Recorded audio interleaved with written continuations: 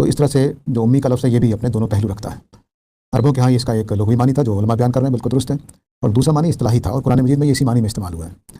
وہ اصطلاحی معنی یہ ہیں کہ جو اہل کتاب تھے وہ ان لوگوں کو یعنی قریش کو، عربوں کو امی کہتے تھے کہ یہ ان کے پاس اللہ کی کتاب نہیں ہے. تو اردو میں بولتے ہیں یہ کتابی ہے اور یہ غیر کتابی ہے.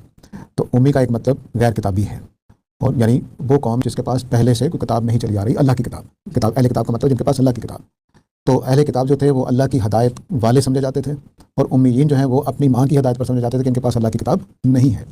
تو نبی صلی اللہ علیہ وسلم کو جو امی کہا گیا ہے تو وہ اس وجہ سے نہیں کہ وہ پڑھنے لکھنے کا مسئلہ زیر بحث ہے، بلکہ اس لیے کہا گیا ہے کہ نبی کریم صلی اللہ علیہ وسلم وہ اس قوم میں سے ہیں جن پہ حضرت اسماعیل کے بعد کوئی کتاب نازل نہیں ہوئی، بلکہ خود حضرت اسماعیل کی بھی کوئی کتاب کا ذکر نہیں ہے. تو یہ غیر اہل کتاب کے معنی میں بولا گیا ہے. اس کو میں چاہتا ہوں کہ آپ دیکھیں گے قرآن مجید میں. یہ سورہ آل عمران کی آیت ہے، دیکھیے 20 نمبر آیت ہے.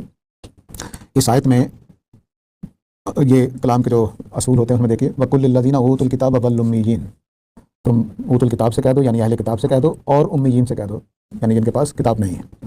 تو دو قوموں کا موازنہ ہے، یعنی اہل کتاب اور امیین. اسی طرح جو مثلا قریش ہیں انہی کا آپ دوسرا دیکھ لیجیے، سورہ آل عمران میں بھی ایک آیت ہے 75 نمبر. اس میں دیکھیے کہتے ہیں یہود کے قالوا لیس علینا فی الامیین سبیل، کہ امیین کے بارے میں ہمارے اوپر کوئی حرج نہیں ہوتا، ہم جو مرضی ان کا مال بٹور لیں، ان کو سود لے لیں ان سے، تو اس کا کوئی گناہ نہیں ہے ہمارے اوپر. اب یہ یہود کن کو کہہ رہے ہیں؟ غیر یہود کو، غیر اہل کتاب کو امیین کہہ رہے ہیں. اب یہ ہم جانتے ہیں کہ قریش کے اندر ایک بڑی تعداد لکھنا پڑھنا جانتی تھی، لیکن اس کے باوجود اللہ تعالیٰ نے ان کو امیین کہا ہے. وَالَّذِي بَعَثَ فِي الْأُمِّيِّينَ رَسُولًا مِّنْهُمْ، ٹھیک، یہ سورہ الجمعہ کی آیت ہے، پہلی دوسری آیت. تو اس سے یہ بات واضح ہو رہی ہے کہ قریش کا ایک لقب پڑ گیا ہوا تھا، یہود کی ایک اصطلاح بن گئی ہوئی تھی کہ وہ عرب جن کے پاس اللہ کی کتاب کا علم موجود نہیں ہے وہ امی ہیں. ٹھیک ہے، تو نبی کریم صلی اللہ علیہ وسلم اس اعتبار سے امی تھے، جو اب نام پڑ گیا ہوا تھا. اب اس میں حقارت بھی پہلوؤں سے ختم ہو چکی ہوئی تھی، نام پڑ گیا ہوا تھا، جیسے ہم کسی قوم کو کوئی نام رکھ دیں.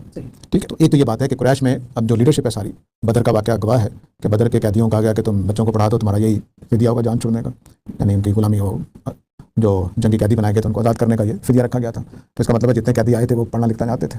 ٹھیک ہے نا، تو پڑھنا لکھنا زیر بحث نہیں تھا. یہاں امی کا مطلب ہے وہ لوگ جو غیر اہل کتاب ہیں.